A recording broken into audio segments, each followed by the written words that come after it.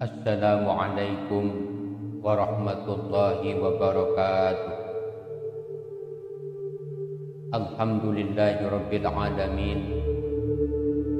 Allahumma salli wa sallim wa barik ala sayyidina wa maulana Muhammadin al-Fatih lima ughliqa wal khatim lima sabaqa nasiril haq bil haq wal hadi ila siratikal mustaqim sallallahu alaihi wa ala alihi haqq qadrihi wa miqdarihi al-azim.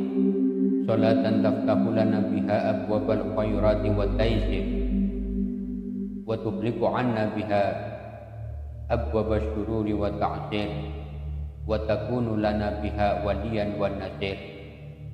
Antal maulana wa ni'mal maula wa ni'man nasir. Kaum muslimin wal muslimat rahimakumullah. Para sahabat-sahabat sekalian dimanapun Anda berada, Alhamdulillahirabbil alamin. Allah Subhanahu wa taala memberikan kekuatan kepada kita untuk berjumpa kembali di saluran yang insyaallah mendapatkan keberkahan dari Allah Subhanahu wa taala. Amin amin ya rabbal alamin. Orang-orang yang selalu dawam istiqomah menjalani laku riyadhah, istiqomah di dalam berzikir, membaca aurat-aurat yang telah diijazahkan oleh seorang guru mursyid, maka pada suatu saat dia akan didatangi oleh sosok energi dari bangsa gaib, baik itu berupa sosok kudam amalan yang dia baca, ataupun dari golongan para arwahul muqaddasah yang telah berpindah alam dari alamul mulki ke alam malakut.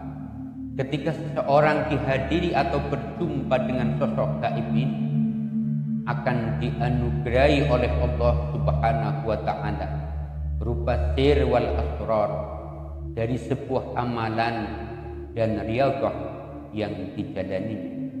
Terkadang mereka memberikan sebuah isyarat, bahkan jika dari para arwahul muqaddasah, ruh-ruh para waliullah, mereka akan memberikan bimbingan spiritual dari alam malakut, memberikan amalan-amalan tertentu, memberikan arahan-arahan, bahkan memberikan pertolongan dan perlindungan.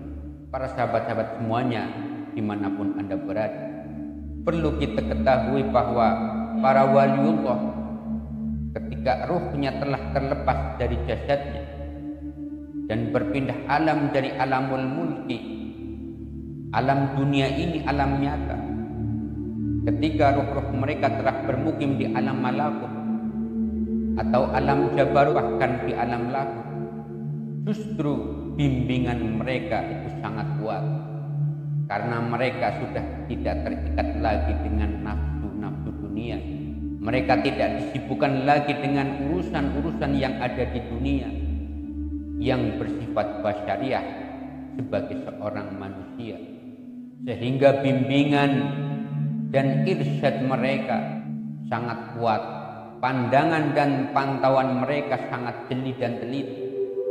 Untuk itu sangat beruntunglah mereka, orang-orang yang mendapatkan bimbingan dari para waliullah, para arwahul muqaddasah.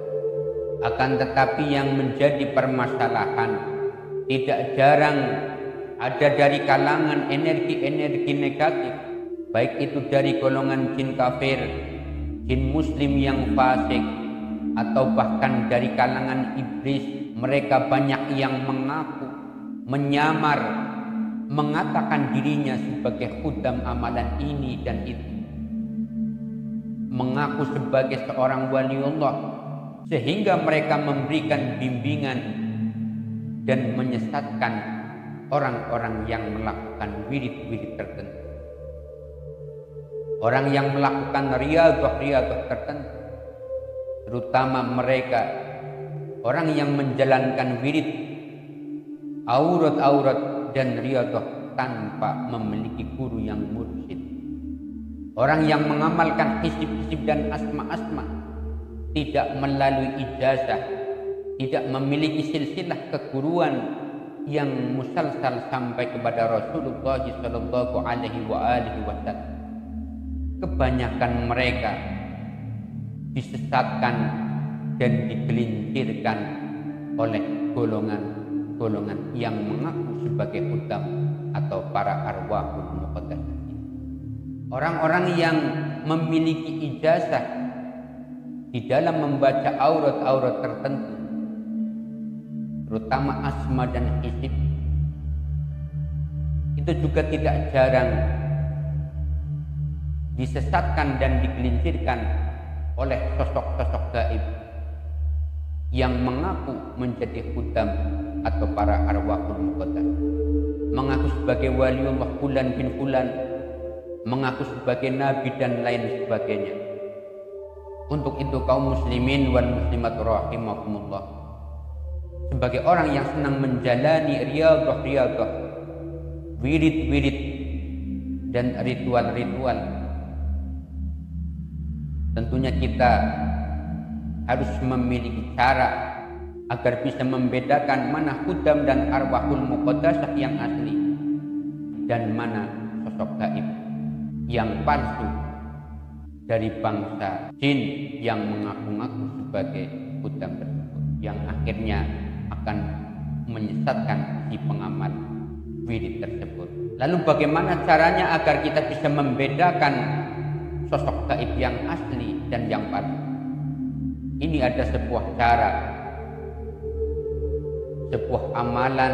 Ketika ada sosok gaib yang mengaku sebagai hudam atau mengaku sebagai arwahul muqaddasah, maka dengan amalan ini insya Allah Subhanahu wa ta'ala akan memberikan petunjuk untuk kita semua, terutama orang-orang yang sedang menghadapi peristiwa yang ada di luar nalar di dalam dirinya. Amalan tersebut adalah sebagai berikut. Bacalah sebanyak 7 kali ketika sahabat-sahabat semuanya bertemu atau menghadapi sosok gaib yang mengaku-ngaku sebagai hudam atau sebagai waliullah. Yang dibaca adalah Ya Maliki Yaumiddin Iyyaka na'budu wa iyyaka nasta'in. Ya Maliki Yaumiddin Iyyaka na'budu wa iyyaka nasta'in. Ya Maliki Yaumiddin Iyyaka na'budu wa iyyaka nasta'in. Sambil rabithah dengan membayangkan wajah guru mursyid yang kita miliki, kemudian di dalam hati memohon petunjuk kepada Allah Subhanahu wa ta'ala. Ya Allah, hamba memohon tunjukkanlah sesuatu yang hak. Ya Allah, hamba mohon tunjukkanlah kepada hamba sesuatu yang hak.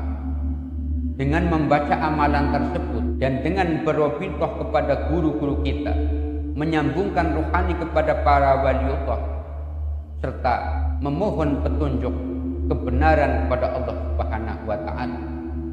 Jika sosok gaib yang hadir itu adalah sosok hudam yang palsu atau arwahul muqaddasah yang palsu, baik itu dari kalangan jin kafir, jin muslim yang fasik, atau dari kalangan iblis, maka insya Allah Subhanahu wa ta'ala akan menunjukkan kebenarannya.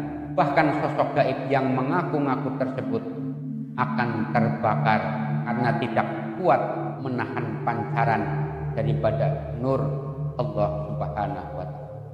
Kaum muslimin wal muslimat rahimakumullah, itulah salah satu di antara amalan untuk membedakan dan memohon pertolongan serta petunjuk kepada Allah Subhanahu wa ta'ala ketika kita dihadiri oleh sosok gaib yang mengaku sebagai hudam atau sebagai para arwahul muqaddasah, serta membedakan mana hudam yang asli dan mana hudam yang palsu dari kalangan para jin-jin kafir. Semoga penjelasan dan amalan ini bisa membawa manfaat untuk kita semua. Dan akhirul kalam, wallahul muwafiq ila aqwamit thariq. Wassalamu alaikum warahmatullahi wabarakatuh.